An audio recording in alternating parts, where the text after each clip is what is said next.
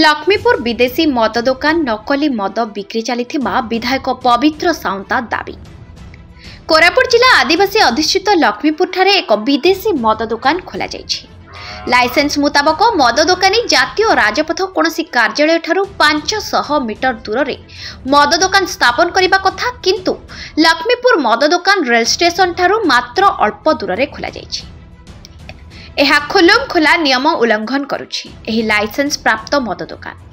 एहा सत्वे एही मद दुकान उपरे लक्ष्मीपुर निर्वाचन मंडलीर युव इंजीनियर विधायक पवित्र साउंता एक सांघातिक अभियोग आनी राज्य सरकार को अबकारी विभाग मंत्री को चिठी लिखि अभियोग आनिछंती कि तुरंत उक्त मद दुकान बंद करंतु, कारण उक्त मद दुकान को राज्य सरकार लाइसेंस दे उचित मूल्य रे ठीक मद ग्राहक मानकु बिक्री करी राज्य सरकार लाइसेंस प्रदान करिसंती।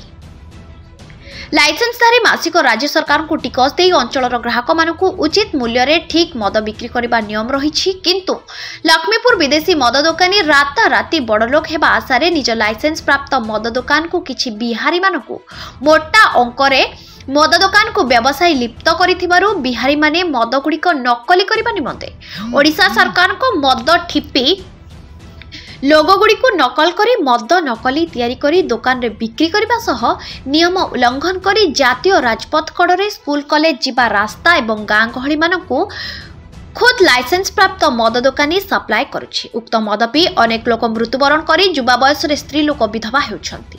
एही समय रे किछि लोके परिवार मुख्यं को हराई कहा पिला छुआ बापा छेउंड होई दुख कष्ट रे जीवन बिताउछंती।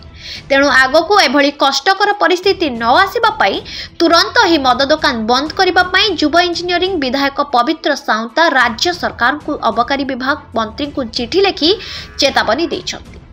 तुरंत बंद न कले आगामी दिन में हजार हजार अंचलवासी राजरास्ता को ओह्लाई आंदोलन करने को चेतावनी दैछंती। परंतु याकू नै मु जेबेठार निर्वाचित होई आछि सेबेठारु ही मु सुपरिटेंडेंट एसपी एक्साइज एसपी को मु बारंबार खबर देइछि, बारंबार चिट्ठी मध्ये करूछि। आज को मु तांको 4 थर चिट्ठी गलेनी, किंतु तांको द्वारा कोनोसी प्रकार रेस्पॉन्स आसीना आज पर्यंत। एवं मु बाध्य होई कि मंत्री को मध्ये ए कथा अवगत करैछि। मंत्री को मु 9 तारिख दिन चिट्ठी करथिली। मंत्री मते आश्वासन दैछथि कि आसंता दिन रे तार उचित तार विचार को निया जिवो एवं तार समीक्षा करा जाय कार्यानुष्ठान मध्ये निया जिवो। वर्तमान आपण जानिथिबे लक्ष्मीपुर निर्वाचन मंडली एक आदिवासी अधिष्ठ उपांत अंचल, किंतु एटा एठी किछि जो मुष्टिमय लोक अछंती जो माने तांकर माने भूल लाइसेंस मिछ लाइसेंस आनी एठी सेमानकर मद व्यापार करूछंती, जहा कि अंचल पय एक कठारघात साब्यस्त हेछि। आज वर्तमान मद व्यापार गोटे गंभीर रूप नेछि। एठी सठिक मद बिक्री न होई सब नकली मद बिक्री होउछि एवं लाइसेंस तांकर जहा अछि लाइसेंस रो गाइडलाइन रे सेमाने पालन करू नांते। चढ़ा दर रे बिक्री करूछंती, निम्न मानर मद बिक्री करूछंती, जहा पर अंचल रो शताधिक लोक जो आक्रांत होउछंती और जीवन प्राण मध्ये हरउछंती। उदाहरण जदि कुए दशमपुर अंचल रे दशमपुर हेडक्वार्टर गां उपरे आज जानतु 250 रु 300 मां विधवा हेकि थिबे। मां भी विधवा, भौणी भी विधवा, झियो भी विधवा, सासु विधवा, बहु विधवा, समस्त विधवा हेकि अछंती।